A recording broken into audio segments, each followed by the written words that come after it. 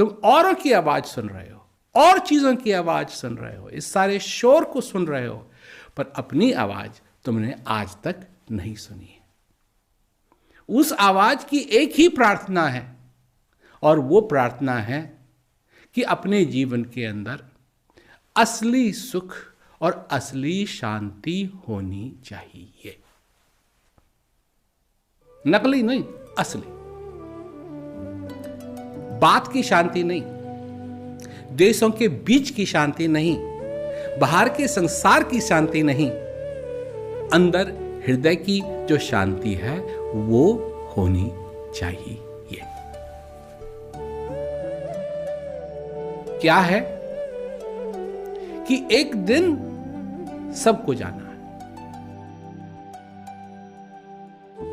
सबको जाना है। कोई आज गया, कोई कल जाएगा, कोई जाने के लिए तैयार है, कोई जाने के लिए तैयार नहीं है, परंतु जाना तो उसको भी है। सबको जाना है। और हम जिंदगी ऐसे जीते हैं जैसे कभी होगा नहीं। बाद में इसके बारे में सोचेंगे, जब कुछ नहीं कर पाएंगे इसके बारे में, तब सोचेंगे। अब ये कानून किसने बनाया कि या तो अपनी जिंदगी में शांति पालो या तुम इस दुनिया में सक्सेस पालो, कामयाबी पालो। ये किसने बनाया कानून? मेरे को नहीं मालूम, क्योंकि जहां तक मैं देखता हूं ये दोनों चीजें संभव हैं। तुम अपने जीवन में शांति भी पा सकते हो और अपने जीवन में कामयाबी भी पा सकते हो, परंतु किसी ने बना दिया कानून और सब समझते हैं कि यही कानून है, और ये कानून सही कानून नहीं है, ये कानून असली कानून नहीं है, ये सिर्फ एक अफवाह है। और उस शोर जो तुम्हारे कान के बीच में हो रहा है उसका एक हिस्सा है जो कहता है नहीं नहीं नहीं नहीं नहीं नहीं, कामयाबी जरूरी है, शांति में बाद में पालूंगा। दोनों चीजें संभव हैं, दोनों चीजें संभव हैं। अगर तुम्हारे पैर दुख रहे हैं और तुमको भूख लगी है, तो क्या तुम बैठ के खा नहीं सकते? अर्थात पैरों में भी आराम आए और पेट में भी चूहे ना कूदें। तो ये तो संभव है ना। बैठ के भी खा सकते हो, खड़े भी खा सकते हो, चलते हुए भी खा सकते हो, एक जगह बैठ के भी खा सकते हो। तो ये तो कोई कानून नहीं है कि तुम ये नहीं एक ही काम करोगे, दोनों कर सकते हो। ठीक उसी तरीके से शांति भी संभव है और कामयाबी भी इस दुनिया में संभव है। अगर तुम पाना चाहते हो कामयाबी, दोनों संभव है। किस चीज के पीछे ज्यादा पड़ना चाहिए? कामयाबी के पीछे पड़ोगे तो व्याकुलता मिलेगी, शांति के पीछे पड़ोगे तो शांति मिलेगी। कामयाबी के पीछे भागोगे तो सब कुछ होगा, क्योंकि कामयाबी नहीं मिली, अगर पैर फिसल गया तो दर्द होगा। कैसा दर्द होगा? लोग क्या कहेंगे, मानसिक दर्द होगा। और अगर शांति के पीछे भागेंगे तो उसका आनंद मिलेगा। किसका? तो कहा ना कि झूठी माया झूठी खाया, झूठन झूठ लखाए, बांझी गाव दूध नहीं देवत, माखन कहां से लाए। जब तक वो ऐसी गऊ नहीं मिलेगी जो दूध दे, तब तक माखन नहीं मिलेगा। तो अगर सत्य की तुमको जरूरत है अपने जीवन के अंदर, तो सत्य भी तुम्हारे अंदर है। ये आवाज, ये शोर भी तुम्हारे अंदर है, इसका कारण भी तुम्हारे अंदर है। एक वो दिन था कि लोगों ने खुशी मनाई कि भगवान राम वापस आए, अब वो राजा बनेंगे, राज करेंगे। जिनको उनका इंतजार था, उनके लिए कितनी खुशी, कितना उल्लास। और एक आज ये है कि अब क्या होगा,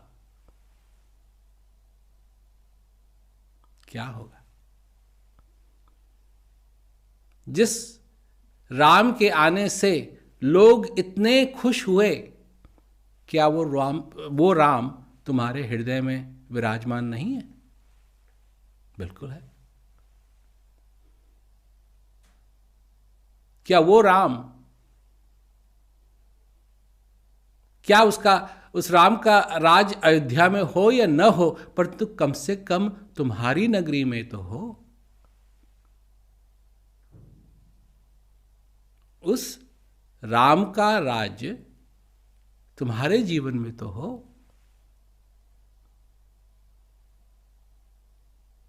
और वो राम तुम्हारे अंदर है।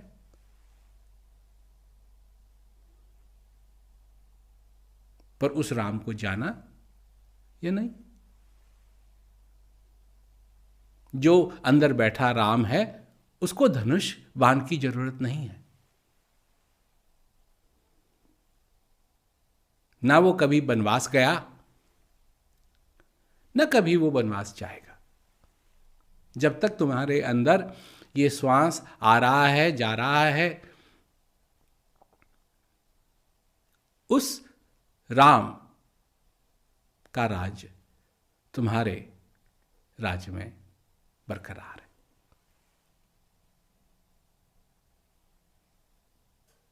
पर उसको जानना पड़ेगा, उसको समझना पड़ेगा, उसको महसूस करना पड़ेगा। सिर्फ ये नहीं है कि किसी ने कह दिया और तुमने मान ली बात ना। उसको जानना पड़ेगा, उसको समझना पड़ेगा, उसको महसूस करना पड़ेगा। उस आनंद को, उस परमानंद को। बात और विषय ये परमानंद का है, परम आनंद का है। जब ये चेतना उस सत्य के साथ लगेगी तो क्या है? सत्य चित्त आनंद है, सच्चिदानंद है। और अगर इस दुनिया के साथ लगेगी तो शोर ही शोर है, कंफ्यूजन, कंफ्यूजन। जहां देखो कंफ्यूजन, जहां देखो कंफ्यूजन, जहां देखो कंफ्यूजन। ये सारी चीजें इस कलयुग में हो रही हैं। आपके नाक के आगे हो रही है, नीचे हो रही है, पीछे हो रही है, सब जगह हो रही है। और कोई इसको रोक नहीं पा रहा है।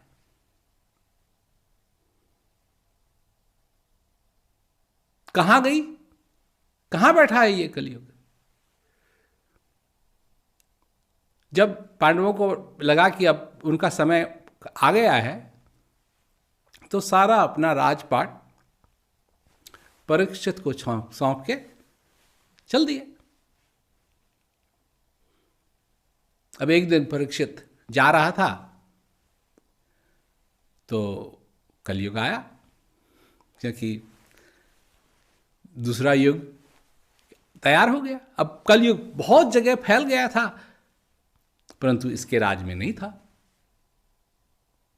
जब इसके राज में नहीं था तो कलयुग ने सोचा कि सब जगह फैल गया हूं, इसके राज में नहीं आऊंगा तो फिर काम कैसे चलेगा, तो इसके राज में भी होना चाहिए। तो आया परीक्षित के पास, कहा मेरे को पनाह दो,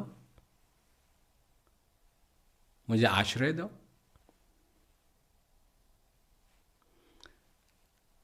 तो परीक्षित को लगा कि ये तो कलयुग है, इसको तो कहाँ आश्रय दूं मैं, जहां जाएगा ये वो गड़बड़ करेगा।